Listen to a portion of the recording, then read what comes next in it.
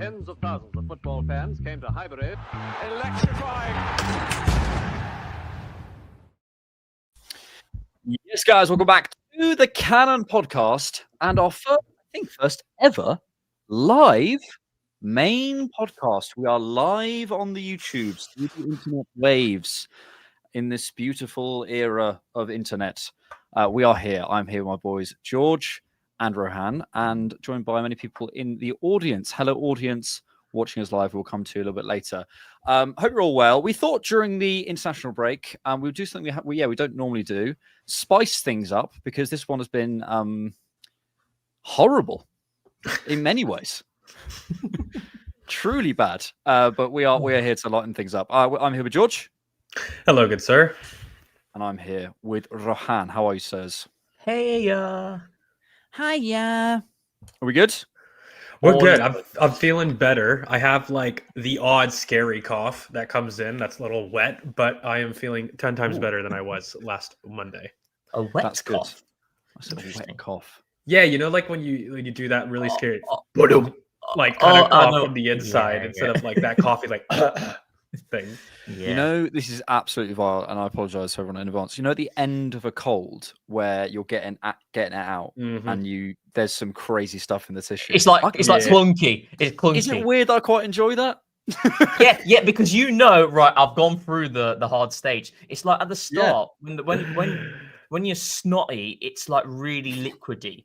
Yeah. Yeah. That's when you're in trouble. But you're right, you're in trouble. Yeah. You've got a couple of days of you got to stick through this. But then once it gets clunky, you're sorted. You're getting rid of it. It's going. You're getting rid of it, exactly. See, normally on a main podcast, we might start again because, you know, we should be talking about this, but here we are. We're live. Thank you for joining us on a live. We're going to obviously talk about all the talking points that we would normally talk about, but we're going to do it through the form of Cristiano Ronaldo's. We have asked you on Patreon, and we've asked you on Discord, and we have asked you on Rohan's favorite website, x.com, to ask us questions. So we'll come to as many of those as we can throughout the evening. We will also come to the live comments as well here and there. Maybe sort of mid-discussion points, if we're sort of discussing sort of one thing, then we might sort of come to some live comments sort of as we go. Before we do that, though, boys, before we just went live here, my mate, who once DM'd me to ask me to retract something, said, Mr. Ornstein, Bournemouth may be powerless to prevent Antoine Semenyo's sale in January. Contract includes £65 million release clause, available to all clubs, but must be triggered by set date, so AFCB get time to replace. Applies again in the summer at lower price. George, we had an Ornstein bomber, and he must have watched our Scouted, surely. It follows. And I mean, ironically, there are, if you could in fact believe, questions on a certain Semenyo release clause. So It sounds like a really good place to start. Well, there you go.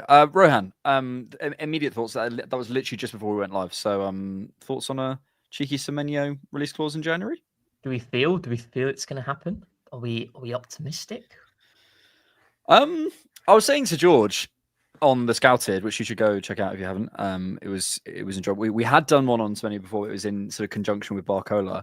Being serious, I think he is an extremely talented player who isn't perfect, to be clear. And I think we sort of laid that out in the Scouted as well. There's some things to work on. But again, for this group, what this group needs, what we're looking for in the attacking areas, I think it just makes so much sense as a kind of prime age, ready-made Premier League player. At that price, it makes a lot of sense.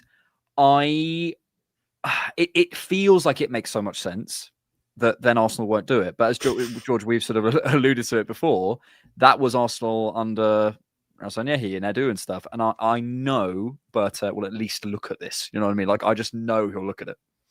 Yeah, I think it's one of those ones where I think like the interest is very clear from Arsenal, and in fact, I think the interest is going to be from a lot of clubs. I think Liverpool would be a great fit for him as well. I said at the time when they already had Ekitike, I felt with the balance of their team, an out-and-out winger would have made a lot more sense than an Isak. You know, I felt whether it's Ekitike or Isak, one centre forward and then a winger. So Semenyo would slot in perfectly there. From the Arsenal point of view, and I know we're under a new era under Berta, I still feel we'll need to move some players out the door because Yeah. the squad is really stacked across the forward line. And I'm talking about like Jesus would need to go, let's say, then we still need to sell another player for us to facilitate a Semenyo to come in. But then you on the flip side, the injuries and are we ever going to have a fully fit squad? All of that. I think on your Liverpool point as well, because he can play both sides, he would have made a lot of sense for them. But yeah, I think they've got so many attacking players that I question how that would work. Do you know the team I look at, which he would take because he's an Arsenal fan? Tottenham. And Tottenham have every Spurs fan you speak to is basically looking at January next summer, because I think they had some words from there when Levy left. When did Levy leave? Was it the end of the summer or just post summer? It was post summer. Post summer, yeah. So the window had closed and then he left, and then they were sort of talking about ambition and all this sort of stuff. So every Spurs fan I see is like, well, we need to back this up. So I think they're sort of expecting to do something. Obviously, Kulusevski's out, so I don't know till when. Son has gone. I think they're kind of looking for something on that left-hand side. Yeah, George, I mean, I don't need to ask you whether you like Semenyo, but how do you see the deal aspect of this? I struggle because I think a lot of people would cite Liverpool, but guys, like, they recruited nearly $200 million or pounds rather worth of talent that all primarily prefer the left-hand side. Like, when people are talking about the clogging portion of it, they say that Liverpool seem a very good fit, but I'm thinking to myself, they just recruited 3 players of over 200 million pounds worth that all prefer that side, ignoring Gakpo, by the way, which is best off the left, ignoring that they got rid of a Diaz. Like, if clogging is the fear, I actually look at Liverpool as one of the most clogged options for him to go to from a pure squad space perspective. I mean, and when we talk about who needs an out-and-out winger down the left-hand side, I mean, Arsenal have been crying that out for nearly 3 years. And when you look at some of the stuff that we look at, I look at Jesus, I look at Trossard, major experienced overlap there in squad space of nearly over 300 pounds a week in committing to the wage bill. That looks to me as a really poor use of funds. Regardless of whether we needed to sell or not, that needed to be replaced, and that needed to happen. I don't see a squad space that thinks that's logical. Long term, short term, medium term. And then I look at what Semenyo could offer this squad now in terms of what it might need moving forward. To me, a true player that enjoys lane 5, which is something we spoke about on the Scouted, is something that I think this forward line lacks. You look at Trossard, Jesus, Eze, Saka. How many people do we actually have that really prefer the touchline? Even Martinelli, who likes to cut inside, people might want to quote him, but I don't believe him to be a true lane 5 player. This is a guy that prefers central spaces as well. Do we really say that we have a squad filled with people that love the outside lane? I don't know. And so from my perspective, I see so many playing reasons as to why it makes sense. A lot of squad reasons as to why it makes sense. And to be quite honest with you, a lot of Berta reasons why it makes sense. If I was Berta looking at a sporting director to go and change Jesus, by the way, whose real market could be Brazil, regardless. Yep. Whose opens in the winter. I see a lot more dominoes lining up than they are falling down. So I'm not sure I carry the same perspective broadly about the difficulty of it happening. And 65 million pounds, guys, is a very fair deal. If not, for me, I was expecting something a little bit larger, to be honest with you. And something that guarantees to be even lower in the summer means that this is a player that I think all of the elite sides will want to pick up because he won't last till the summer. And it's about getting a prime age player that works in the Premier League right now. And there's a lot of teams that need right now improvement. I would look at Arsenal. I don't look at the winger positions as needing future proofing. It's right now output that we might need. Liverpool, they're in a little bit of dire straits. They would need right now improvement. City, you could argue, could use a Semenyo on the right-hand side as an option as well. A lot of the elite sides will look at this deal as a very prevalent need in the present and less so about forward proofing. And I think that's why he'll have a lot of competition. I also think the fact that this has come through and has been at such a time, basically, a month and a half before the window comes in, the fact that this is briefed to David Ornstein, like, I think there's this feels to me like it's come from the players' side. I think I've frozen. Did I freeze? Pretty good. You're back.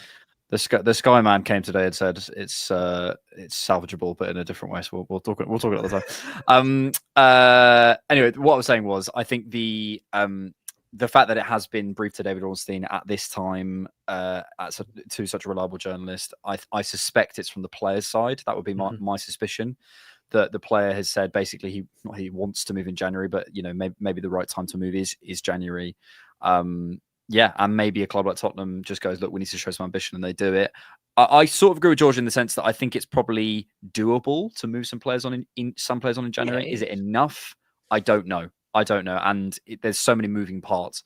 I'd love it to happen, obviously, but I think it makes a lot of sense. It's just a case of, I think, it's about moving those players on. But like from a fit and a profile wise, yeah, he's perfect for what we need on the left hand side. It could be one of those Zubimendi type deals, maybe. You pounce in January, and then you instead of bringing him in immediately, you take it to someone, allow him to finish at Bournemouth. And also, I think with his wages, they won't be high at Bournemouth as well. So he's going to have a lot of clubs. Even with the contract extension, because he was on something like 50 prior to it. I don't know what the update to that is, but I can't imagine it's much larger than 100k or 120k. And I don't imagine Bournemouth are big spenders on wages either. So I won't open my can of worms about Max Darwin, but anyway, we'll continue. MJ says, my boys. MJ is our producer. Shout out MJ. Thank you for the super chat. Americon says, that's what I was thinking when I heard Liverpool. Was thinking of Semenyo. He fits with us. Frank says Semenyo suits City's new style of play. And Unknown says, I love Semenyo, but I feel we won't buy him. Candy also says, Hand of Arsenal reposted a Kenan Yildiz compilation. What do you think about that? Yes, please. There are lots of options on the left hand side. So I would love Semenyo, but if he goes somewhere else, we'll be fine, I think. Well, I hope. Let's come to some questions from the Patreon and Discord. Why don't I start with you, Georgie, on Patreon, are you? Yes, I am. One of the Patreon. One of the older questions, and it really relates to what we're talking about. What do you guys think about Jesus? Sell in January if possible, or keep until the end of the season. Imagine him scoring the final goal in a cup final. I will add some context. I've personally felt that the communication on Jesus, personally, I found quite strange as far as his reintroduction. The squad space with the Champions League, how Mikel has kind of spoken about him recently compared to how he used to speak about him. Where do you guys feel the short or even long-term future of Jesus lies with this squad? Strange in what capacity? Strange in the sense that I would have felt like if he was an important player that he wanted to protect and keep, there would be a little bit more backing as far as him making an impact, especially with him having joined full training prior to the break. I mean, that to me looks like a 2-3 week introduction, and it's been nearly 2 weeks of him having trained. And I would have hoped to have, at least if he was a major portion to the squad, been a lot more enthusiastic about his return. And so I found it strange because he's always been somebody that I think has been really high in Mikel's perception. But obviously we know what's happened with him over the last kind of 18 months as far as his ability to contribute. And the lack of inclusion in the Champions League confused me when I thought he was always meant to return end of November, beginning of December. I don't know if I say it like that. I think, so I'm just, because I remember some quotes about Mikel, and he said, I'm thrilled to have him. He said, I think he's going to add something extra to the team that we don't have, make sure that very soon we see him on the pitch making an impact for the team. It's about making the steps day by day in a different surrounding. He's been doing everything on his own. Now he's got players around him, very competitive players around him. Let's see how he copes with that. But he's full of energy. I love the reaction of all his teammates when he first joined us, and it's great to have him back. I think for me, the Champions League thing is more about load. And I think no matter, say he'd recovered much quicker, much further away. For me, I don't think the Champions League, especially because you reset it in January, is it? When the group stage finishes. I can't imagine it was ever in the plan. I'm sure they make sort of, if you get back by this point, we can name you for this game or that, or these situations. I still wouldn't want him necessarily in that, because he's still going to be recovering and hopefully playing Premier League games and cup games and stuff. And it's just about load for me. I've Rohan and I've joked about this on TCP Live many times. I think Jesus has a lot to contribute. I just need to see him. And my question for Jesus is time. does he have time, the time he will need to play his way back into form, play his way back into shape? Because it's going to take him a long, long time compared to his personal ambitions. And I think he will just think that it might not be worth the long road back at Arsenal to potentially be part of the sort of first 14, let's say, that I might get there in a year, rather than maybe take not the easy route out, but, if I, moved on in January, I could probably get some game time, some proper game time for a Brazilian team within a couple of months, and once I'm properly fit. So I don't know if I see like the fight gone from him, because I don't know, and I don't think that's Gabriel Jesus. But I wonder if he'll just look at it and go, like, I've got 4 Premier Leagues. I've fought my way back from injury here many, many times. It's obvious where this team is. It's even if I can get back there, it's going to take me a long time to get back there. And he might just go, look, let me just cut my losses and move on in January or the summer. But yeah, thoughts, Rohan? I think with Jesus, I don't think he's in Arsenal's long-term plans, and I think either in January, if there's an opportunity to do so, or in the summer, I think Jesus will leave. And I think Jesus, as you've alluded to, I think he'll use it as an opportunity to attract interest and show just how good of a player that he still is able to be. Because the frustrating thing about Jesus is when he got injured is it was the first time I actually felt like, oh, this is like the old Jesus. That week that he had against Crystal Palace, and he also started that game against Manchester United really well as well before he picked up that gutting injury. So it's all about seeing him and when he's fit, and if he's still got that qualitative edge that separates him from other players. When we're talking about that qualitative edge, it's that ability to receive, turn, ride contact, 2-3 players, and then create something out of nothing. That's that was Jesus' best quality, and why we got so excited in that period in the 22-23 season. So I know that's all you said. We're back. But yeah, I as much as I know you're looking at him thinking Jesus can impact proceedings for us this season, I think he certainly could do. But if we're thinking about long term, I don't think Jesus is in the picture. And I think that's the right way to look at it, especially with his wages as well. So unfortunately, he's not shown a reliability from an availability standpoint, right? So it's kind of like, and it's quite harsh, but it's like when Tomiyasu, back end of, it's the other one, 23-24, he played that run of games. And then unfortunately afterwards, he wasn't able to pick up that form because he was injured for the entire season, barring the 10-minute cameo against Southampton. So, So I don't think whatever Jesus does is going to see him stay at Arsenal. No, I don't think so. Yeah. I don't think so. I think he probably will move on, especially considering what I suspect we're trying to do to our attack, depending on the incomings and outgoings. I think the Tomiyasu thing is actually quite a good comparison, because like that was the first time I really went, oh, they're serious about if you can't get fit, if you keep getting injured, because that's a hard thing on a human level. It's very easy to look at a FIFA screen and go, well, you keep getting injured, I'm going to get rid of you. To know someone week in, week out, meet family, meet friends, all that sort of stuff, and then have to go to them, look, it's actually not your fault, but we still can't have you.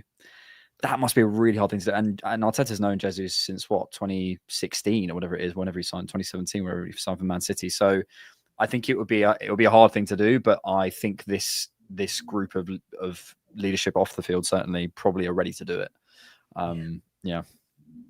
It's the whole purpose of the window as well, right? In the summer window, we operated in that summer window.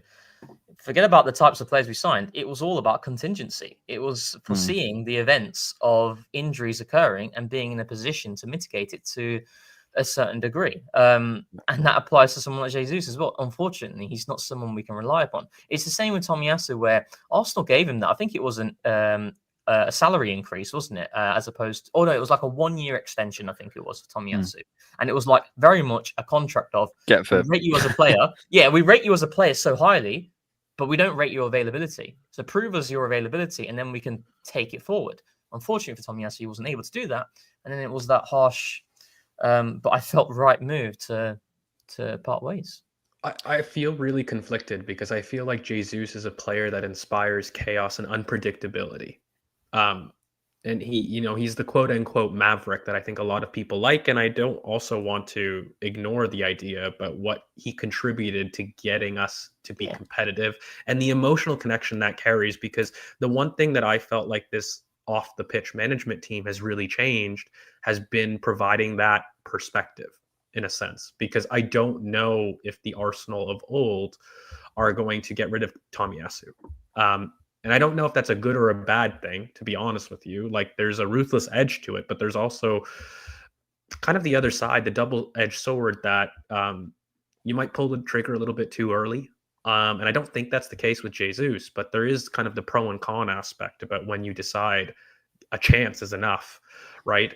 And the squad's almost moving towards a competitiveness that's not giving opportunity for players to have a second chance in a lot of ways. I mean, the squad is so competitive. Can it keep £265 a week on the wage bill on the chance that it gets better? Or can you reinvest that exactly in the prime age kind of category of Semenyo, for example, and reuse those funds to what you know will be more available, that will have more impact to the squad? And who's to say that's better or worse? Yeah. I think from my perspective, he just represents an asset that right now has potentially the lowest stock in the forward line that we do think is redundant at its base level.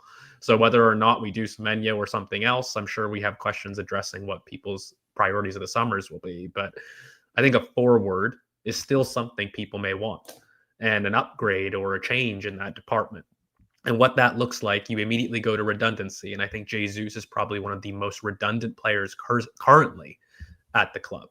And it is a bet, right? It is a bet on how much you think the quality can recover, and to what degree, and to what physical capacity he has as well moving forward. Because I hate doing this, but in Jesus's terms, the injuries do feel like a limit to what he can reach physically. And for his sake, I mean, like, I don't want him to stop Europe. Like, I hope he doesn't go to Brazil. I really think there's a player there that in Serie A, with the pace of that league, could still impact at the European level. For me, it would be sad to see a player of his quality be relegated to Brazil, even though I know it's a likely destination.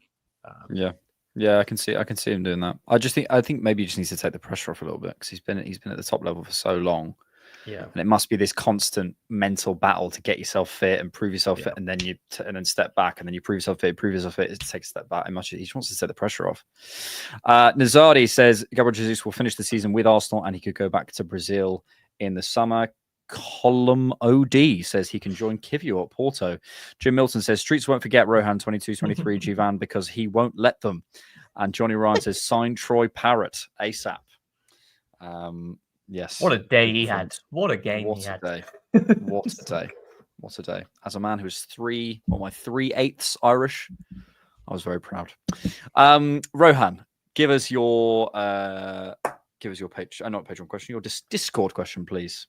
From DB Fits, I believe this is Dan, Hello, Dan. the big man, in the director's box that he's regularly in. How do you get access to the Patreon on the director's box, Rohan? How do you do that? See that link? Is that link below in the description? Yeah, just press on that.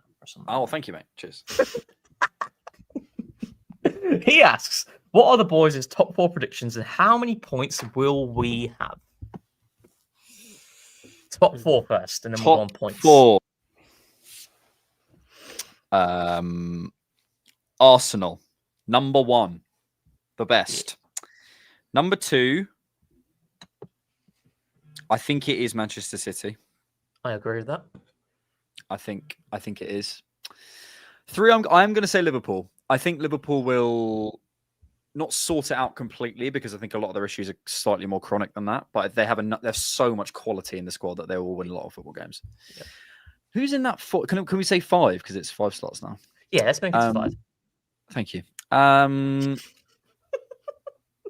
Who's going 4th? I know. Look at the table. I'd go Arsenal, City, Liverpool, Chelsea, and then fifth's interesting. I'd go Spurs. I'm in your exact list, Rohan, and the only reason I put Spurs is because I think people have forgotten how much attacking talent they actually have injured that, like us, are coming back. And I think with Thomas Frank, it's a manager I believe in. And whilst United have a lot of attacking talent to get them there, I still think that the distances that they have in midfield and defense aren't sustainable over the long-term season. So the forward talent back at Spurs there's a lot of talent they're missing that I think a lot of people forget. I mean, they just got Colomani that got out, I think, with a hamstring injury in addition to that. So, I would go Spurs fifth. If Spurs sign a midfielder in January who can actually pass the ball forward, I think I agree with you. I think it is dependent on that for me, though. I have a weird feeling Newcastle might have a little remontada in the second half of the season. So I'm going to go Arsenal, City, Liverpool, Chelsea, Newcastle. But if Spurs sign a midfielder, I would say they might go over the line. I think United will do a little bit better than people think. I always think so. I think top four is set. That top four, I don't think moves. I think Chelsea are too good to finish below fourth. Like, and the thing what I think it will be, it's like fourth and fifth will be quite low points tallies. So I think it'll be really close. So you got Man United, but Man United are only playing one game a week as well, for pretty much the whole season, barring FA Cup. So I might go Man United in fifth. Yeah, I think so. You're drinking the Ruben Amorim Kool-Aid. I just think. Actually, no, maybe not. I think. No, I retract that. I'd go Spurs. I'd go Spurs. Yeah. You can't, mate. You can't retract your statement. Sorry. And points. How many points are we getting? Points. I hate that question. I hate the points question. Let's break it down like this, right? So 114 points over a season. So we have now, we've had 11 games, so that's 33 points. So that's 81 points left to play for. So we have a maximum of 107 points that we can get.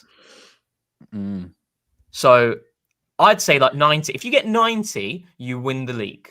Like, that's conservative. So 17 more points to be dropped. Can we hit 90? I think we'll drop more points in than we might want to. I think we'll hit about 90. I think late 80s, early 90s. But I don't think this is going to end up being like a 98, 99 point season, because I just think the league's too good now. Do you know what, though? 17 points is a decent amount of points to play with. So that's 17. 17. We can drop 17 points and hit 90. Yeah. How many have we dropped so far? We dropped 3. So 7. Dropped 7 points so far. Got 26 out of 33. I think the 90 questions really depend on the fitness of some of our bigger players. I agree. And at the rate that we've been losing them, that's something to talk about between Gabriel and what we've already had to deal with. I just think that there's too much variation in this league.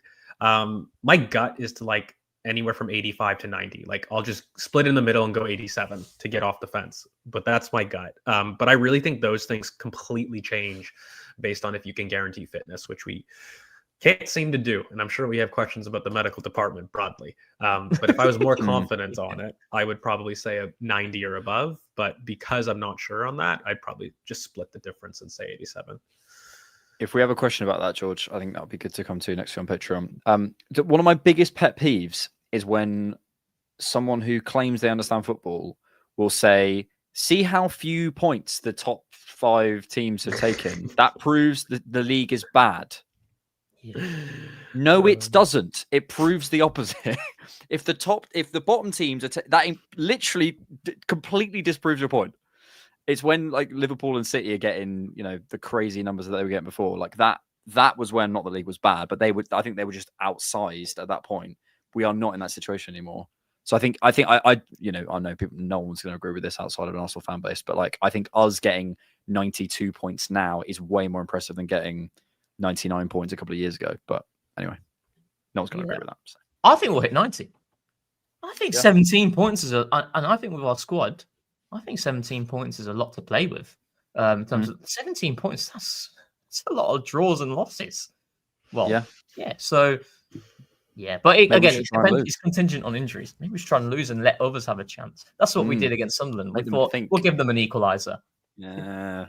See, it's all up here. George, do you have a fire over on the medical team? question for us. I don't have a fire the medical team, but it is kind of related to injuries from Sasha, who's going to give us a history lesson on the word cavalry, which is within his question. Oh, yeah. But say the majority of the cavalry returns before the end of the year. Which big player is left out of the squads the most often? Or do you think it will be a rotating door policy, probably best in his opinion, unless we're looking to move someone on in January? Knowing Mikel Arteta, it will be he'll make it a game, and he'll make it like a thing in training where it's like, you don't want to be the guy on the squad. So it will be that every week. I to answer the question seriously, I don't think he'll have one player he puts in a bomb squad. I don't think that's how it works. Like, I really don't. I think it'll be about merit and training and application and to be clear, I'm saying that like I don't like it. I love that.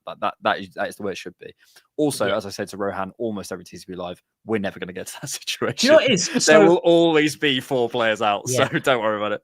It's interesting. I had this discussion with someone yesterday, and it's like having a fully fit squad for me.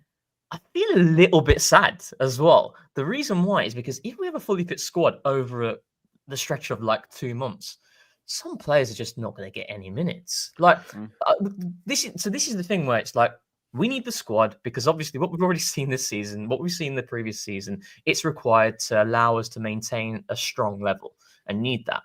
But when everybody's fit, all of a sudden, some of those players who were playing, they're not going to play as much. And then how do you manage that?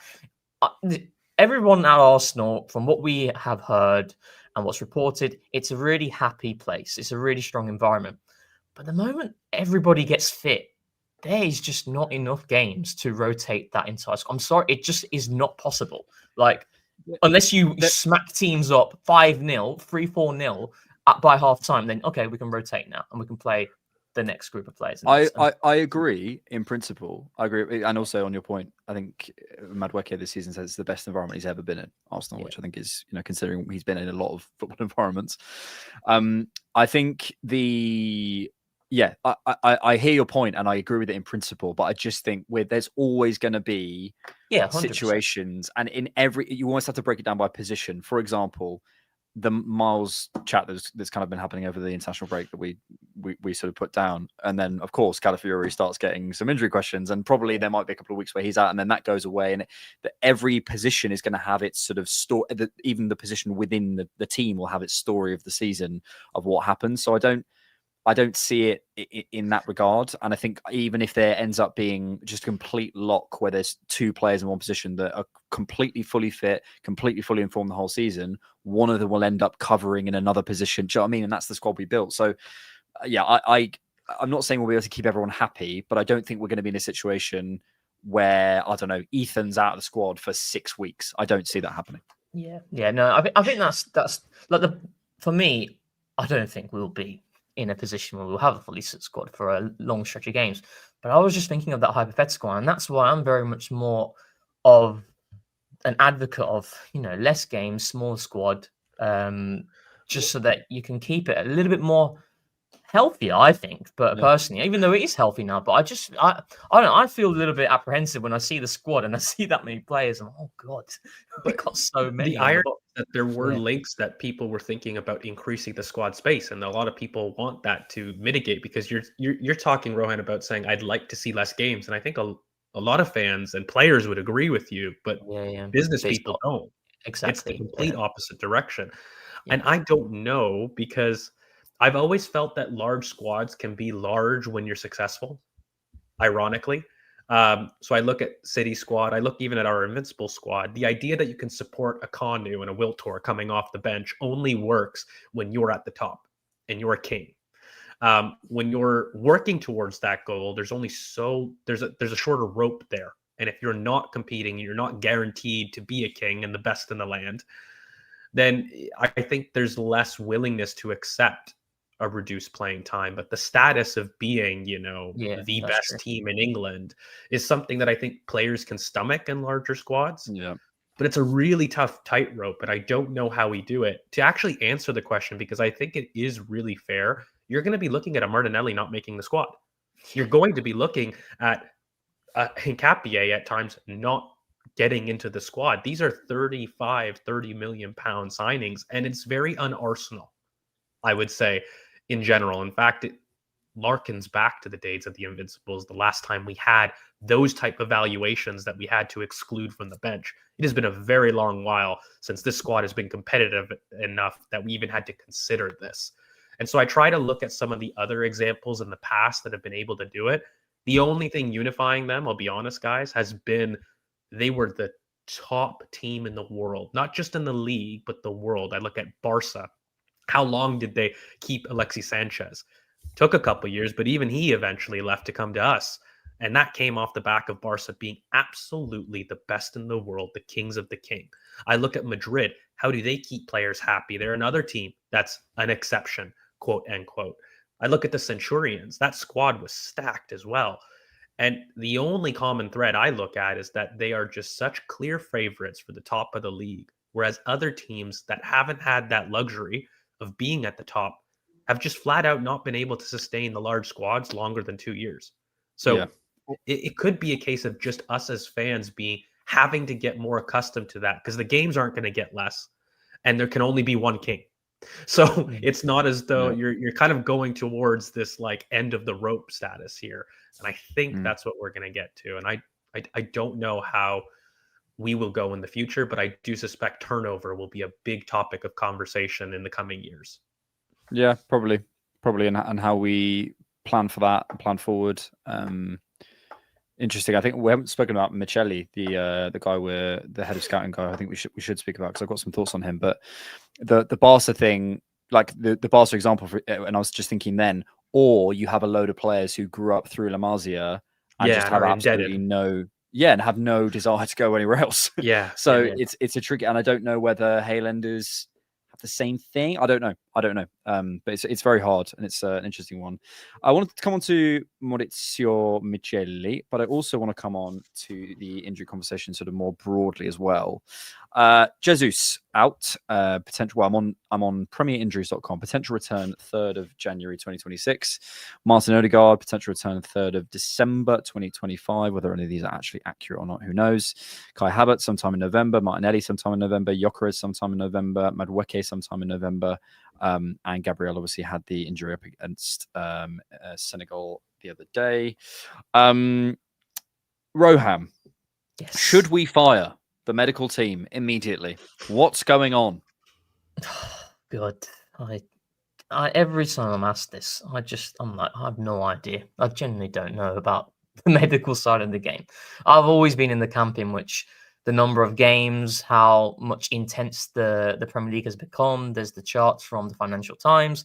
There was that one that you shared, Arsenal's head of sports science, shared in terms of, he looked at, I think you looked at the, I think it was last 3 years or something. I saw a study from him where it looked at 4 years or 3 years between like 14 and 17, and he saw sprint speeds and intensity in different areas of the pitch, centre backs, full backs, all increasing by like 10%. And that was increasing then. Think of what it's increasing now. And that was confirmed as well with one of his recent studies. I just think this is just the part and parcel of the game, unfortunately, now. Like, I can't sit here and tell you, like, Mikel Arteta overplaying Big Gabriel has caused this injury, because I don't know. And I don't believe that. My intuitive feeling is that's not the case. My intuitive feeling is that the medical staff and the team there are going to give the best advice, because they have degrees and they have the knowledge there. Whereas someone like me, I just don't know that. And George will probably be able to lean into this more with greater depth. But ultimately, this is why we've got a squad. Now, I know we will probably touch on the Gabriel conversation in more depth, but I wanted to kind of add where it's gutting, because when we did TCP Live, we looked at like season-defining players, and Gabriel was straight up in there. You know, you can debate on who's more important, but ultimately, this is a guy. Is if you lose him over a long stretch of games, that can't be mitigated to the level that you'd want to, because of how good he is. But if it's the short term, this is my argument, right? If it's the short term, we're saying it's 3 or 4 weeks. For me, that is the whole purpose of a squad, because you are not going to be able to keep all your players fit over the course of the season consistently. Now, obviously, we've already had really bad luck with it, but in the case of Gabriel, We've got Hincapié, we've got Calafiori, we've got Mosquera, you've got Saliba there, you've got Timber, you've got a lot of players there who can play in different roles. My whole point is, I'm not going to come here after, and let's say we play Spurs and we drop points. My first thing is not going to be, because we didn't have Gabriel. I think that's a bit of a cop out because it's more of a short term. If I'm looking at 3 or 4 weeks, I'm saying, right, this is now time for the squad, for the players who we all rate and we believe have such high potential to come in and showcase exactly why we have done the process that we have done in the summer window. If it's a long-term injury, if it's over 6 months, you're screwed. It's like, so that's the way I see it.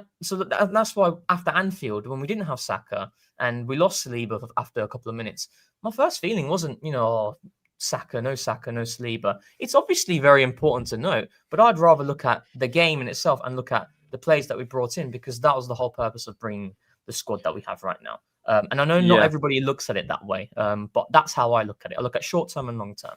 I hear that. I think, that we spent a lot of time this summer talking about squads and squad depth and sort of what we would accept, because we spent so much time last year talking about injuries. Ultimately, we have, if Gabriel is not available, we have Hincapié, we have Mosquera, we have Saliba who can play there, we have who can play there, we have Calafiori who can play there. We have a lot of options. I'm sure I'm forgetting some as well. We should Ben be White able then to... you can mix it up as well. Yeah. Around, it's not, obviously you want Gabriel there, but this isn't a simple thing. I think there's you've got to have a squad to deal with it, because it's just the amount of games that are being played now. A lot of it is knee injuries when you look through, and a lot of them are impact. Like, for example, the Martin Odegaard one is just an impact one that happens. Jesus one is just an impact one that happens. The Madueke one is just an impact one that happens. I don't know. Yeah, it's there's so many factors that go into it that there's no really easy right answer. But George, I'll come to you on this. Maybe the only thing is that we just have to get used to this idea that we're going to return to a position of a completely fit squad like it was in the mid 2000s or whatever it was. It's never the case, but you know what I mean. There's always going to be 5-6 players with some kind of issue. It's happened. It will just happen. I definitely, that's a component of pushing players to logically play more games than what's due. If you wanted me to come with a medical perspective and say, is it logical for them to play the schedule that they play? No. In fact, I think most medical professionals will say, you are in fact guaranteeing that these players will get injured. The recovery times just don't make sense, factually. And so if that's not going to change, you accept that. That's one thing. I want to not poo-poo everybody who has critiques, because the one critique I would have, that's not necessarily recovery timeline, but it is a little bit about our players being street smart and the way that they expose themselves to necessary and unnecessary load.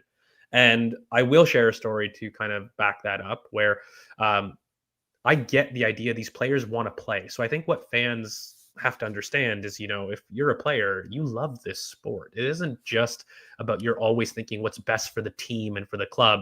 Even if you have a broken finger or a femur or something, you're going to want to play. It's the competitor in you. It's the warrior in you. That's why you did this as a career. So they're not always thinking of what's logical from a player's perspective. But I do wish that Arsenal were a bit cuter in terms of their control. I look at Gabriel, about Odegaard, and some of the injuries we've had in the last 2 years from internationals. And I look at this Gabriel injury and I say to myself, was the friendly needed?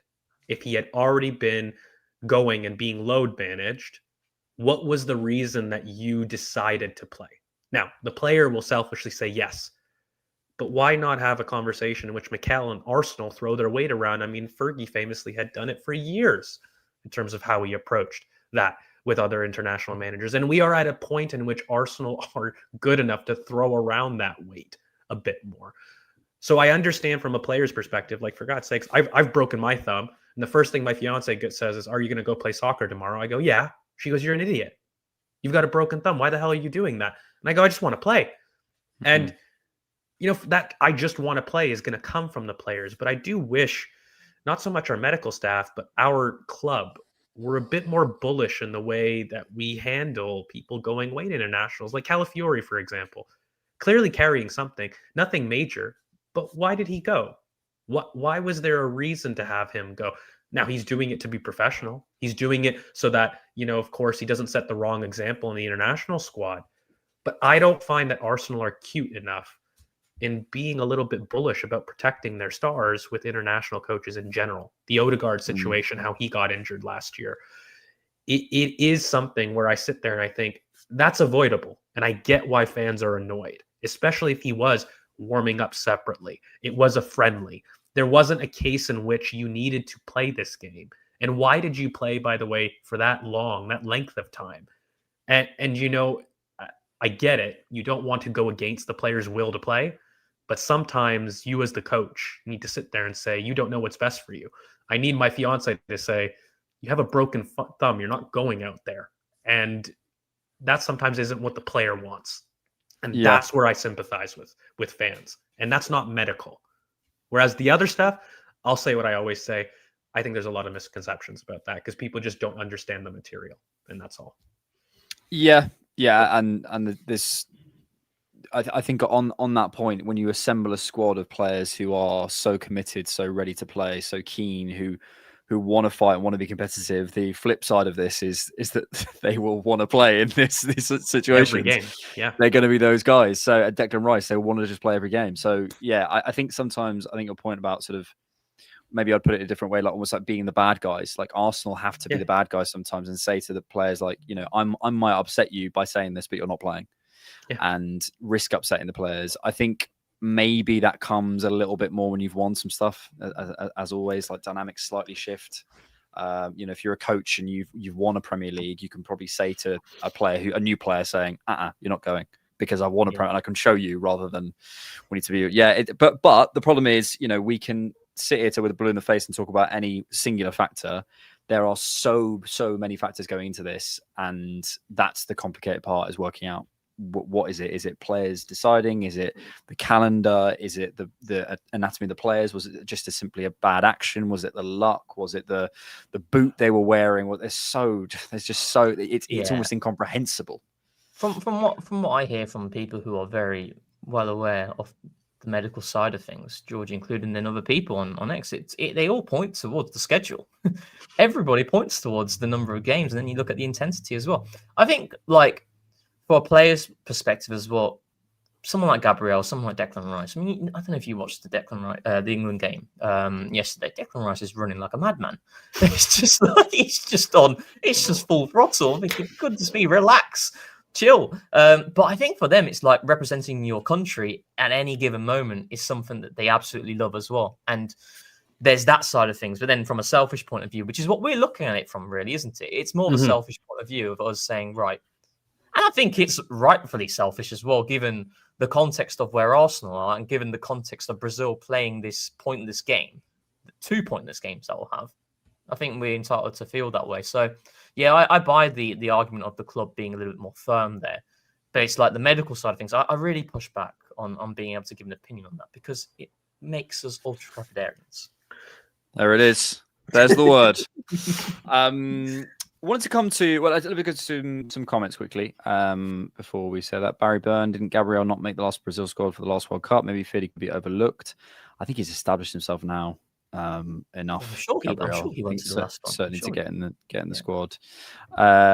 Super chat from Utkarsh Singh. As my light turns off, players will leave in a few seasons.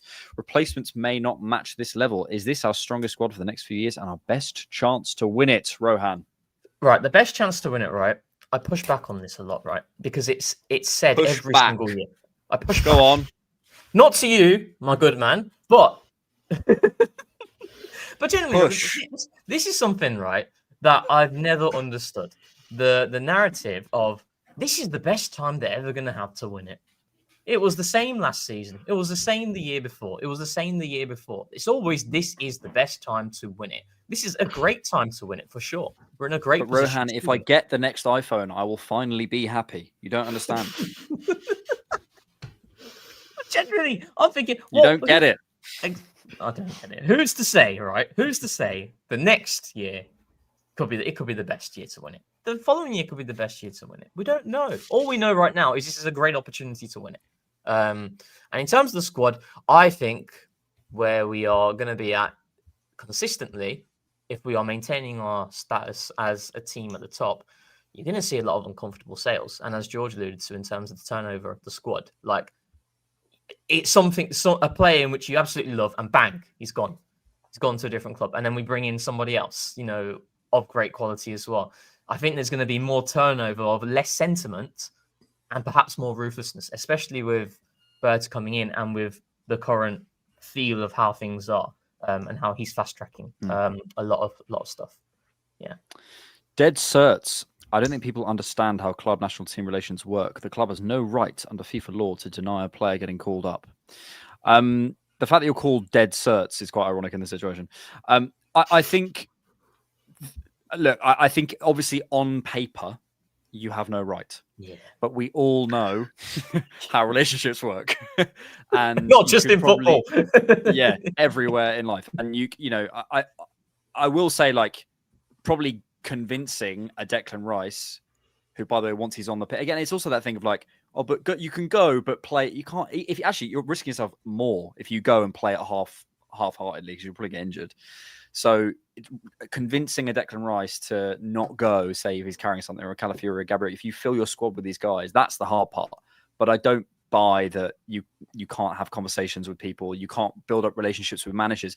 Thomas Tuchel, I mean, Mikel's revealed in press conferences before that he speaks to Thomas Tuchel a lot and about players like Bukayo Saka. And I'm sorry, a player like Bukayo Saka, Thomas Tuchel does not want to get on Mikel's bad side. Like he just doesn't. Didn't he even make a comment in a recent press conference? I swear I saw that on X, in which he literally said we have protected Declan or something. I mean, look, obviously you can't make somebody do anything by law. But I mean, fundamentally how kind of dressing rooms and even teams work in general. I mean, I can't make you work when you're sick.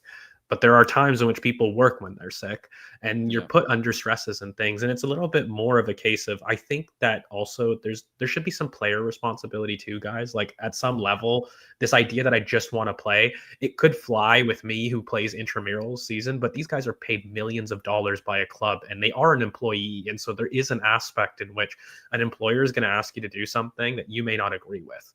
And that can cause tension.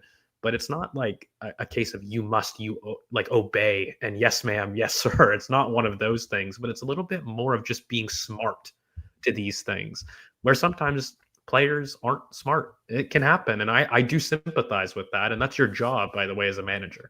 But yeah, I hope you get injured in feed time. Dead certs don't get injured. It's not going to happen. Go score 20 goals. Hey, guys, I want to know your thoughts on the next 3 games. If we can win that run without Big Gabby, how would you set up the squad? I love you guys. Let's win the quadruple. Yes, Alejandro. Next 3 games. Spurs, Bayern, and whatchamacallit? Chelsea. Chelsea.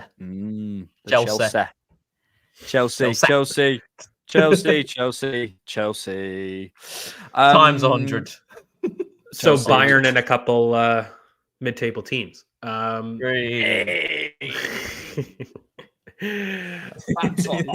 Absolute banter. To be fair, they are. It's probably like one of the more difficult schedule runs that we've had, like in terms of the first 3, even with Gabby in or out. Right. I'm excited for it, to be honest with you, because I have a look at it, by the way, like Spurs, I did mention their forward line being severely depleted, and I maintain that's going to be a much bigger impact than a Gabriel will be for us. Yeah. I look at Bayern Munich as an opportunity to test myself against what I consider one of the competitors for best team in the world as well. I have a look, and I loved the PSG group game. I know I'm sick, but last year when everyone was fearful for that, I loved it because game. Yeah, I look forward to those things, and I sit there and I say, well, what can this team do against that type of team? And I look at Chelsea, and I'll be honest, I have felt that Chelsea and Arsenal games have been quite favorable for us. And I look at them as far as the top 6 go, and I get confident from playing them. I think that Mikel and our squad were too physical for that team, and they have really struggled with like really physically organized teams in general, Chelsea. I think that's been one of their biggest detriments in general. So I think it's a team that we do well against stylistically. But when you play these types of games, all of the matchups and the nerdiness and the tactical assumptions go out the window because it's two great teams. And that's what it is, right? And so a lot of times I feel that environment, feeling, and emotion, and you're earning the right to play on the day is what defines whether you're going to be successful. As boring of an answer as that can be. So I'm positive that we'll do well in the next 3 games, but I definitely think that we have to show up, and we can't just assume that we're going to steamroll people because we're good again. We need to make sure that we go out and we do the basics of football. This next 3 games could be a serious statement because the narrative, right? And this is mainstream, and I think people will express this profoundly, is that Arsenal are heavily reliant on creating chances because of Big Gabriel and what he's able to do in dictating the margins via the set pieces. That is something that people hold on to and feel it's a massive part of Arsenal's game model. And it's most certainly huge for us. But if Arsenal can go through these 3 games and showcase a level without Gabriel, I think it'll be looked upon differently of just how good this Arsenal team is mainstream. Because right now, Big Gabriel is one of the most important. If you ask any rival fan, right? Yeah. They'll compare like Saliba and Gabriel. They'll say Gabriel is way more important to Arsenal. Rohan, how will we score without our major set piece threat? Exactly. This is what we have right now. And the Spurs point about the injuries. This is why I say about the Gabriel injury, where it's gutting, it sucks, but you will not see me afterwards using that as a way of saying that's why we drop points, because they have injuries as well. Worse. Yeah, exactly. They got 13 injuries. Exactly. So we need to be consistent. Like I said, if it's a long-term injury over 6 months, then yeah, that sucks. That's absolutely screws you. But these next 3 games, I think it's very interesting. And that's where I want to go with the lineup. Let's just think about Spurs, right? Just the back 4, because everything else is a lot easier. The back 4 now, because there were some questions in the Discord about this as well, in terms of how you would go and how do you think Mikel will go? I would go home. I would go back 4. I think I'd play Nkapie. I think Nkapie has a level to show us that we're, and like probably Calafiori and Nkapie. Who plays where? Calafiori left back and Nkapie centre back. And Nkapie left centre back. Yeah, I think that's what Mikel will do. Do you remember that it was in pre-season last year, and James B asked Mikel about, why was Timber right centre back and Ben White right back, and he said, changing 2 things. Yeah. Changing 2 things is worse than changing 1 thing. If I can keep 1 player and maintain that continuity, and then the only change is happening in the other position, I can work with that a lot better than. And that's why I think Calafiori will keep his place there, and it's just about who's at left centre back. Yeah, Cole James in the comments, Calafiori and Nkapie, Saliba, Timber would feed families. Like, that's an unbelievable back 4. Yeah. It's an unbelievable back 4. And it's symmetrical to roles, guys. I hate to be a super nerd. Saliba central center back, and Nkapie left center back at left-footed. Timber there, Calafiori with a free roll, being able to roam.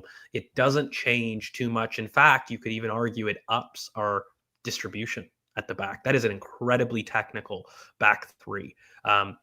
The only thing that I think, not for Spurs though, but I would like Mikel to at least trial within this run if Gabriel is out for a period of 3 weeks, is the idea of Saliba at left central back and Mascara coming in at right center back. The one thing that I wasn't sure of was the Mascara move to left center back, where at the current moment, I think that he has actually played a ton of that position for Valencia. But for me, I really look at him and his angles of being able to pass much better through the right and really promoting that. So I would like to see kind of Mikel lean into the idea of Saliba being able to play at that kind of role, because I think he can. He showed it quite a bit in his loan spells, but really for Arsenal, Saliba hasn't moved into that left center back role. And I do think from a perspective, when you lose Gabriel, you lose a dominance in your duels fundamentally. And when I look at it, I think Nkapie is a little bit more of a shift to the ball dominant area of our defenders. And Mascara represents that real defender first quality. And to make that work, if you do have Mascara, I want to see a little bit more flexibility in Mikel's ability to kind of keep right footers and angles better if you're going to sacrifice one versus the other. And I don't want the new player to be sacrificed, if you will. So that's my probably only critique that I've seen when I saw Mascara move to the left center back. I felt like we could have done that equally, by the way, by moving him right center back and keeping Gabriel kind of left. But I'm kind of happy days. I'm really looking forward to it because I think that whatever configuration is not a worrisome, but it's more of like, I'm excited to see them because I think they could all complement each other in very different ways.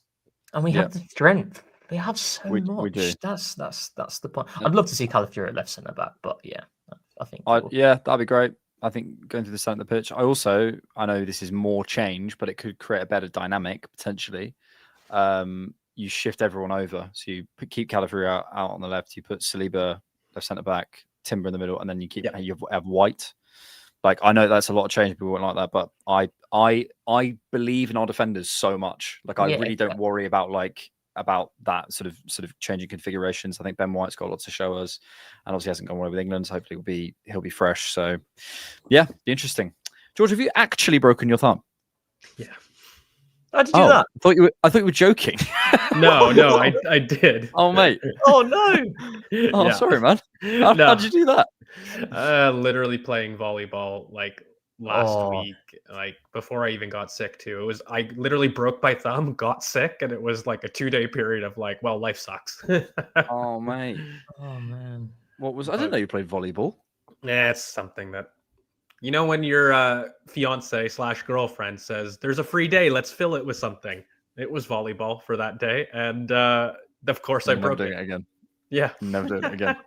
I really want to play squash. I really want to get into squash. Squash is great, or pickleball even is what I've learned. Paddle sport.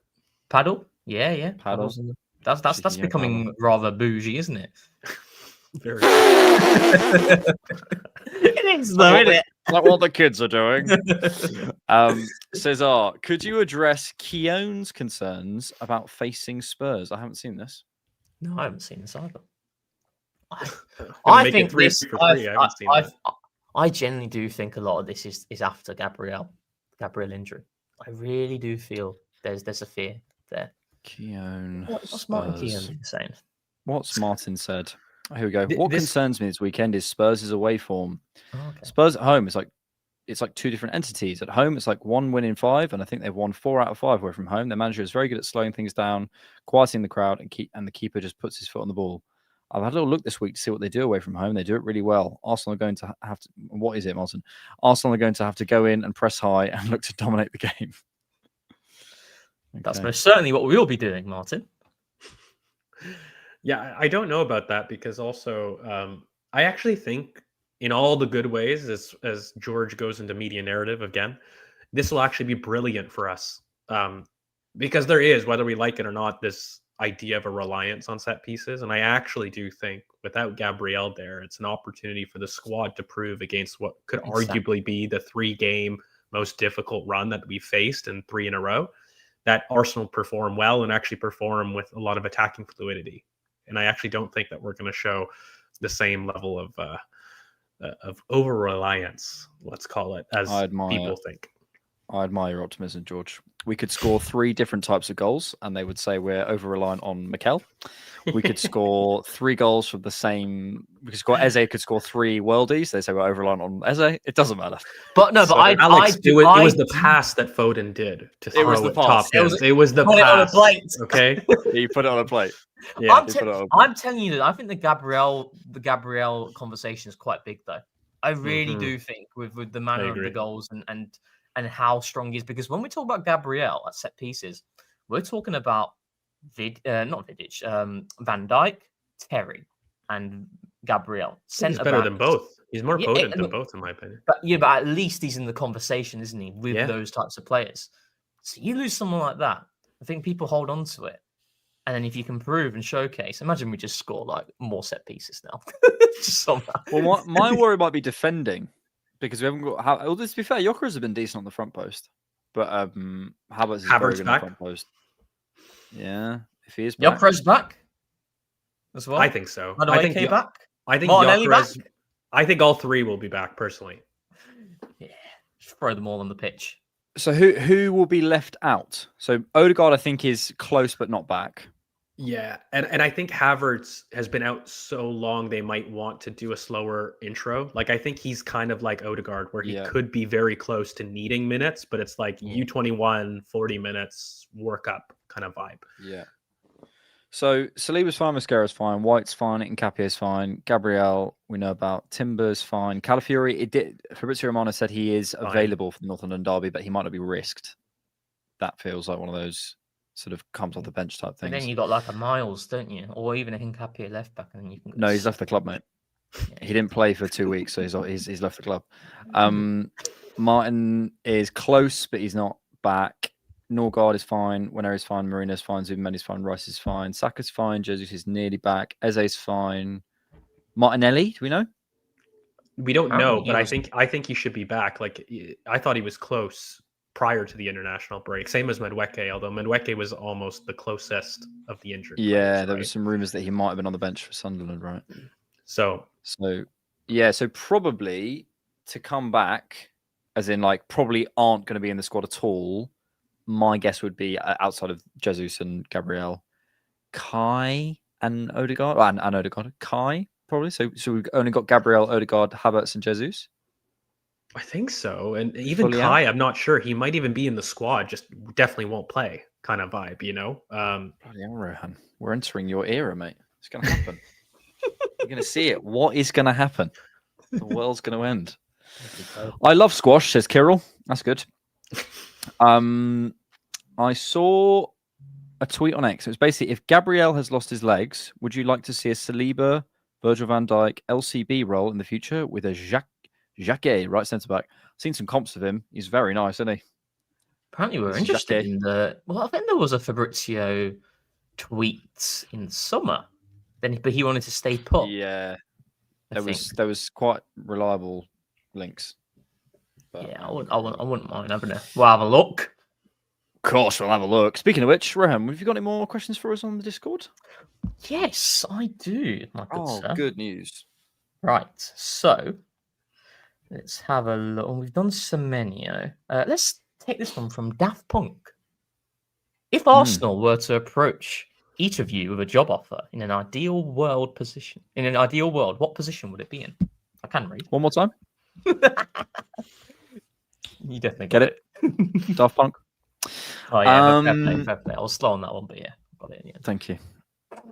Ideal job role. Yeah. I want to host their podcast, I know, but they do it all internally. Just want to chat to the players. Just like, hi. Yeah, I would love to do that as well. I don't think I'd want to be involved in the tactical and Too stressful. Yeah, too stressful. Exactly. I don't think I'd want Too that. stressful. Because like the thing is, we sit here like I get stressed enough about writing like a video for YouTube. Nothing's really riding on that. Yeah, My decisions like impact millions and millions of pounds. I can't do that. Like, imagine, right? Imagine I'm Arsenal's tactical assistant coach. Right? let's just picture this, right? So Mikel Arteta does not have all the time in the world, all the other coaches to watch every single game, right? So he's asked for me to do a report on, I don't know, Brighton. And I'm like, yeah, their wide centre back does this. I was like, yeah, we'll prepare for that. And then he doesn't do that. Yeah, but you might be right. I know, but imagine he doesn't. And then, so I don't want to be in a position where I can cost my own team. Oh, I see. Yeah, no, that's true. Also, that's another aspect is working for Arsenal. Exactly. I can't lie, lads, but get me in the pressure cooker. I would love that opportunity just to like see how an elite team operates like that. You know, I think work experience. I'll do that. Yeah, but I take even the responsibility. Like I would love but more of an assistant as opposed to like necessarily doing any squad decisions. More like a Carlos Cuesta where I'm really involved in player development would be something I would love. Not so much opposition analysis, but really getting on the pitch, analyzing players within our squad and having sessions and really video analysis. And I would love that opportunity. I'd love to be a motivator. just on the pitch, just there shouting. A mascot. Like, yeah, a mascot. There we go. Gunnosaurus. There you go. It's just Gunnosaurus. There we go. Yeah, I Should can we do that. should we have another question from the Discord? Go on. Thoughts on Erling Haaland? He's quite good at football. I don't know about the milk. You guys see that? The what? What's he done? Like drinking raw milk. Oh, really? Yeah. I mean, he just looks like he would anyway, even if he wasn't a footballer. He just looks like that type of guy. I don't think it's about. It's nothing to do with football. Right. From Meek Miller, where do you see Eze playing long term if we were to add a Semenyo? So forget about the Semenyo discussion, but let's look at Eze. I think we could have a conversation about Eze as well and his time at Arsenal so far and the differences between. I think there's some fans who'd love to see more of him at left wing. There's others who would, like to continue with what we're doing right now at right centre mid. So, what are your thoughts? I really can't call it because if I think about him at right centre mid, we'd have to change our out of possession stuff quite significantly, and I can't see, for example, like Declan flipping into the front line. It's just never going to happen. You never pull him out of the deeper areas. But on the ball, it makes some sense to me combining him with Saka. Left centre mid, I can't see with Declan currently in the team. I don't know. I really don't know. The left wing makes most sense to me, but I also wonder whether Eze might just be one of those players who never nails a position down, but plays. You look back and he's played 3,000 minutes, but they've all been in various locations. So when the links surfaced, my feeling on Eze is I have areas of the pitch in which I'd like to see more of him in, but I felt this was very much more of addressing a skills gap as opposed to a set role for Eze. But naturally, obviously, the more he plays and the more he gets comfortable in a set position, whether it's right in the middle or left wing, we know how Mikel is. It's about how players, interlink with each other and that chemistry and how that builds. And that's why we saw Kai go on that really good run in the back end of 2024, post January.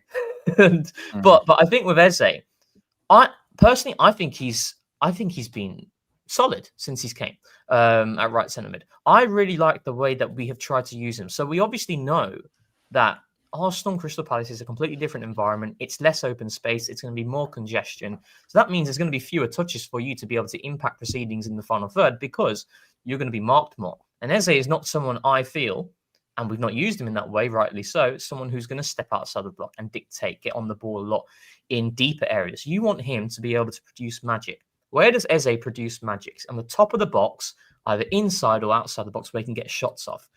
Arsenal have manufactured these situations for him to get into these positions consistently, game in, game out. On average, I think he's taking just under 4 shots per game. That's in the 97th percentile in comparison to other midfielders. So I think what we're doing is we're platforming him in the way that Arsenal play that gives him the opportunity to produce output. And actually, with his ball striking prowess, he's underachieved in that regard, really. He's had a lot of opportunities to really strike and get more numbers. But I think it's a good thing as well because of the number of times in which we're getting Eze in these areas of the pitch. And that's what it's all about. I think when we talked about, it's been quite slow for Eze at the start, you have to consider the environment. It's a completely different way of playing. Irrespective of how intelligent he is, he has to adapt to that. And I think he's doing a decent job. I really do. So I think it's because we're so used to how Ødegaard operates in that role. You're seeing a complete contrast in style. And Mikel is trying to accommodate for that as well with how we're playing with him. I think, the output thing, I think you are right. I think if I have to give an answer, I'd say left wing with a kind of half and half role where, because I think that, we often talk about, platforming players and, it was too much out on the touchline. I don't personally really see it that way. I think he could thrive basically deciding where he feels the game needs to go, whether he needs to pull wide for a moment to allow Calafiori inside, or when he does come inside, he's got more of a space. It's more unpredictable, and therefore, people aren't marking him necessarily. He's got more space to shoot, etc. So I don't worry about him necessarily being like, too stuck out wide. I think he'd find ways to come in no matter who's out there. But then do you take him it's more of a system role. rather than a right centre mid or maybe even a false 90 type thing, or somebody who comes on to affect games. I don't know. It's really hard to say. But I think if I was asked to find it, I guess what you're asking me to do, finding consistent minutes, that role I described, to finding the most effective role in the team, I don't know if there is one for him. And also it's like, right, we're talking about Semenyo. Okay, so there you go. That's your left winger you'd envisage, right? Yeah. So then the other We all position, want a left winger. Yeah, exactly. But so there's Semenyo. proper touchline lane 5 winger, exactly. right? Like, But it's like obviously, rotation, players get minutes, whatnot. Okay, but forget about that, right? First team, when you have you have those players available, you'd go with Semenyo left wing. On the left-hand side of midfield, it would be Declan Rice. On the right central midfield role, when he's back, he's the captain. And there's no indication of him coming out of the team. It's Odegaard. So that's why I've always thought of Eze. It's like, it is more of what type of game it is and where his skills will suit that sort of game. Unless he can displace someone there, or unless he is the left wing option, or unless, like I said, Odegaard changes role. I just don't see a lot of those things happening. There's a couple things. As I remember when he first came in, a lot of people were I brought up the right central midfield versatility. Mm-hmm. I had felt like that was something that he could show that he hadn't been able to show at Palace. And I've seen a lot more. And I think he's actually shown people that versatility quite a bit. And so it was no longer theory. It was something with significant output. He's actually shown himself to be a player that I think has moments, but also it's really weird. Palace went through him pretty much exclusively and demanded the creative burden. Whereas at Arsenal, I don't feel that he's been given or requires that responsibility. We have other good players. And so he's by nature become like his importance, by the way, from going to the guy to helping the guy who is Saka here is a transition that I don't think it's spoken about enough of in terms of adapting to that kind of 100%. Play, period. That's a huge change. I also do think the out of possession work has gone on leaps and bounds. Like for me, Sunderland was one of his best performances out of possession specifically. Then we also have to kind of contest with, I've said this as a joke, but post-February, Eze is a very different beast. Go back to his last 3 seasons, even with Crystal Palace, look at his goals and assists and look at when he's been able to really impact and show those moments. February, I know I say it as a joke, but he does change himself. He really shows higher production towards the run-in. And I do think there's a bit of that here, in which I think that I always expected a slower start for a multitude of reasons, by the way, from an adaptation standpoint. But even just as a player in his career, Eze has always been slow till about January, Feb, turn of the year. And the back end of the season is where he really shines. And I think that we will see that pattern continue. And it's for a lot of reasons, but also because of the player individually, where he really rises. I think also it's kind of like the comparison. It's not the same, but like Jack Grealish when he was at Aston Villa. You've got a team that is funneling play through Jack Grealish. He is the magic man. He's very much... he's a big fish in a small pond. Yeah. And he goes to Man City, and the size of that fish is smaller, but the pond is bigger. It's the same with Eze. It's not saying Eze is not one of these star players, but you're surrounded by a plethora of attacking quality. Do you remember that moment in Sunderland where like he takes it on the right and he does an overlap and he just demands the play go towards the side? The annoyance from, I think, an Arsenal fan perspective is, why don't you do that more? You've got the talent to do that kind of action and be that provocateur more, but it's more like, can you add those urgency moments more often? And it's really the margins between doing that 2 or 3 more times a match, and you're sitting there saying he creates a big chance. And if he's doing that consistently, I think no one's saying, he's just saying, wow, Eze is one of the best players in the league. And it's really that simple margin difference for me. Some of those, those moments that he hits it at the top of the box, if those go in, that output really changes, guys. Like, exactly. I'm really surprised actually at the idea that Eze has had an average start. I actually don't think so. I thought he's been really great. I think he himself can do better. I think he is a little bit more hidden within himself as he's learning, and he's learning that transition from being the main person to now one of the many stars on a team. And that's going to take some, learning chemistry in your role in the team. But there's a big ceiling for Eze to go, in my opinion. And it wouldn't surprise me, let's put it this way, that by Feb, I see not only his traditional career jump in output, but also the topic of conversation where Arsenal fans are going to start to say, is he the best attacking midfielder in the league? Because those moments are going to become more frequent. And it's just about being the provocateur 1 or 2 more times a match and changing those big chances from 1 to maybe 2 or 3. I also think Mikel, maybe by that point, but certainly at some point, because I think when you look at the sort of the trajectory of Ben White, of Kai Havertz, of Calafiori, probably isn't a Bukayo Saka. You can look through it during Timber, a number of players who have come in, have played a number of different positions, and then have eventually basically been like, okay, well, this is your position. And I hope by that point he will have found something. But I also don't think, as I said, I can predict it for you, but I don't think Mikel thinks in that, or he is the this, or he is that. He plays them in various positions and has a look. Of course, we'll have a look. Because like you have, what you said on TCP Live, because you have to. Yeah, you have to. Yeah. And you would be mad not to, because like, why would you obviously you don't go and just go, well, play anywhere, play centre back, mate. Like, no, you have opinions, and like you're like, right, I think you'll do well here. I think I'll pay you with this person. I'm going to play you here for a couple of games. Let me see. Because, for example, there was a sort of I can't remember, it was the Palace game. Maybe it was the Palace game. I was watching him and Saka getting a little bit closer together because they've been. Yeah. If you watch the Newcastle game, Saka was really isolated out on that right hand side, and Eze just kept being in the box. The Palace game was getting a little bit closer to him. There's a couple of combinations. I was like, ooh, just look. That works in possession in one phase, but you just never know. But sometimes I read people on Twitter and I'm like, just what all you're saying is put players closer together who are good, and there'll be good stuff. That's what you're saying. Good players close together, good. Well done. And I put Eze and Saka next to each other, and I go, well, that's 2 fantastic footballers who understand how to use their bodies, how to use space. They can pass for each other. They can create stuff for each other. They have ideas. They're proactive, all that stuff. I don't know. I just like that as a little combination. The English connection, the fact they know each other off the field and stuff. I love that. Yeah, I don't know. Let's see it. And I'd love to.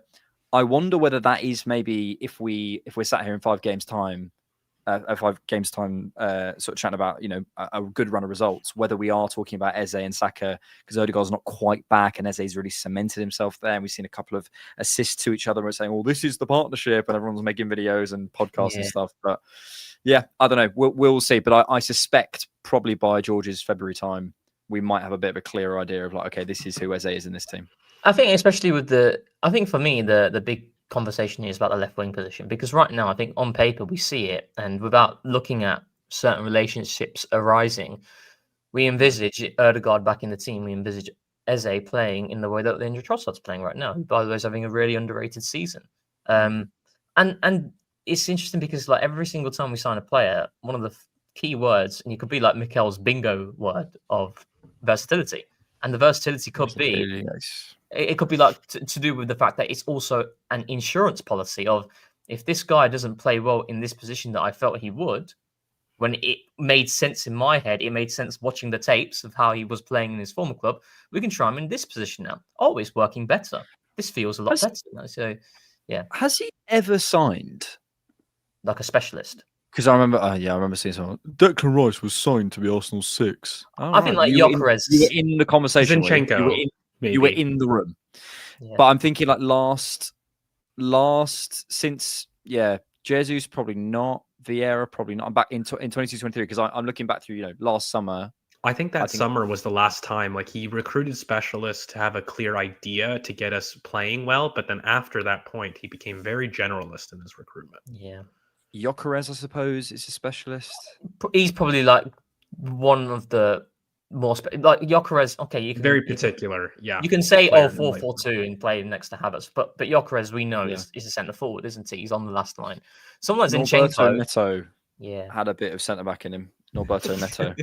But I think so it's like that 22-23 some window is interesting because it's like I need to change the way that we can play structurally. Like that was a big structural change. When we talk about now, it's like adapting to the opposition and their different behaviours. But that season was about getting someone like Zinchenko to allow us to evolve. Just get it like tattooed or something. Come on. I love it. You love it. Yeah. You love What's it. What's your one? Yours is just closing your eyes, like thinking. No, yeah. We'll just. What do I what's mean my by favourite- that? What do I mean by that? Yeah. That's you say. I don't say that. You say that. No, I say that. Yeah, that's Oh, I George's. was like, what? My favorite season. What's my favorite season under Arteta? This season, it's got to be 22-23. In terms of like fun. Do you know why? Do you know why it might not be that one? Because I hadn't fully got on the content thing at that point. I was like making some videos, but I went off and did an acting job, so I basically missed the first half of that season. For me, it's like that season was the most fun, but the most complete Arsenal was, I'm not going to say it, post. Post January, post Dubai, 23-24, 100-point pace. That's the most. What's your favorite Arsenal season, George? The one where we win the league. Honestly, there's a lot of stuff that I'm seeing this year, and I'm just happy to see the change. I think there was a lot of times in past seasons I liked a portion of a season, and there's just a lot of things that I'm seeing from Mikel's perspective and how he's been open to change in intentions, squad management. I think that the best, honestly, is yet to come, and it won't happen until we win the trophy. So that's if you had to get off the fence. Idea. Probably. I'm going 21-22. Was that what be was hipster. the whole thing? Injury? That's again? very hipster. Yeah. That's extremely. We had the horrible start, and then the horrible end. It was a journey. No, it probably is 22-23. To be fair, that season was good. A lot of Arsenal was. fans were vibesing after that Man City game post New Year. Like it was a good. There was some good games there. Yeah, actually, you know what? You might be cooking there a little bit. It's not my favorite, but The piss yellow kit. Good times. yeah. But then we came back from that international break. We lost to Palace 3-0. Then we had the. We had the Chelsea game though. We had the Chelsea game at Stamford Bridge. The Eddie 2 goals. Oh yeah, that was good. I'm not letting you off for that answer, George. It pissed me off, but it could be which was the holding injury, even though I always hate that. Which year was that? That was 20... the holding playing. Yeah. 22-23. Yeah, that would probably be my favorite season of Arteta. Yeah. Even though it pissed me off and it ended in such an heartbreak. odd way of remembering that season. He's damn right though. That oh god. Rohan, come on.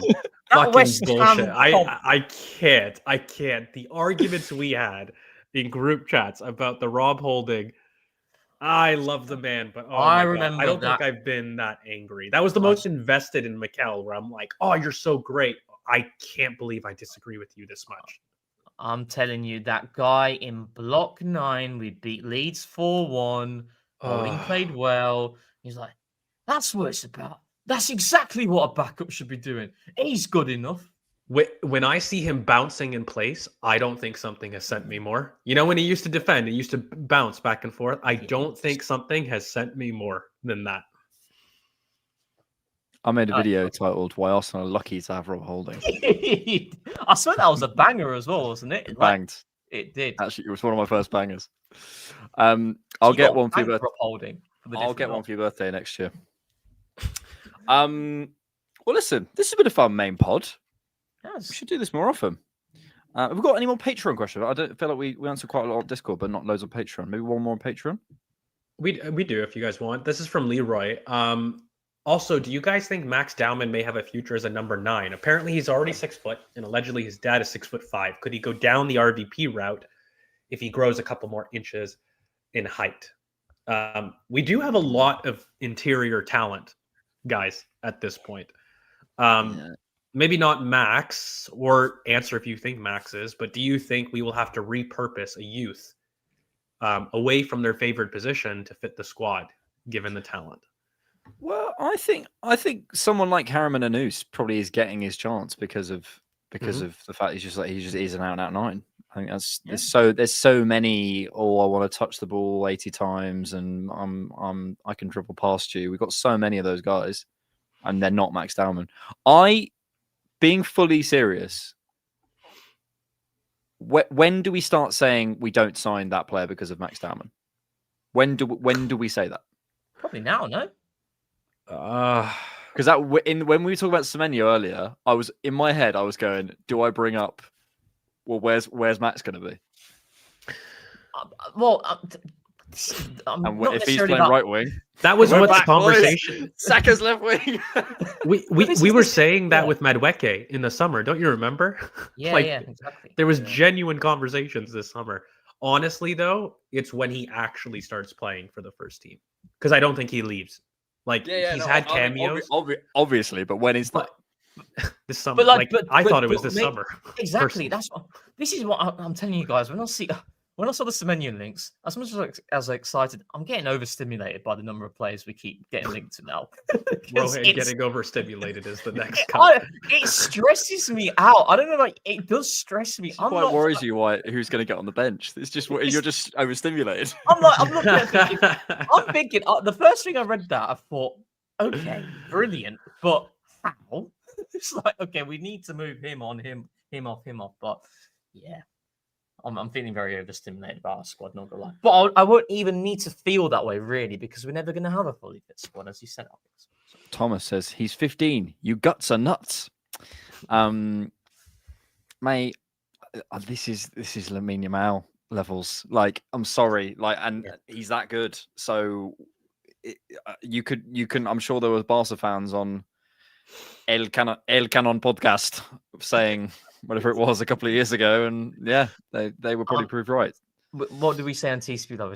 I said it where we went into the summer when we were talking about Max Down, we were talking about what he was doing in pre-season, winning the penalties against Villarreal, against Newcastle as well. Then he does it against Leeds in game week 2. For me, what turned it for me in terms of how Mikel viewed Max was when he threw him on at Anfield in a game state in which we needed a goal. This is not pity minutes. I mean, even pity minutes for a 15-year-old is crazy. But the fact that we're playing against the champions, you're rolling the dice, and you're thinking, what could make something happen? I'm chucking on a 15-year-old, Max Dowman. That's when I thought, this is a bit nuts. This is actually crazy. So, yeah. Well, you guts are nuts. That's what we are. Alex looks like Dowman's older brother. He's got to defend him. I am his older brother. I'm taking a cut.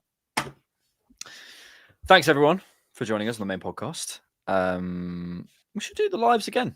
They're fun. I liked it. It was fun. Maybe we should do live ones, international breaks maybe. Although we won't have one until next year, till next March. Oh God, yeah. Wow, we're actually going to see some football. How exciting!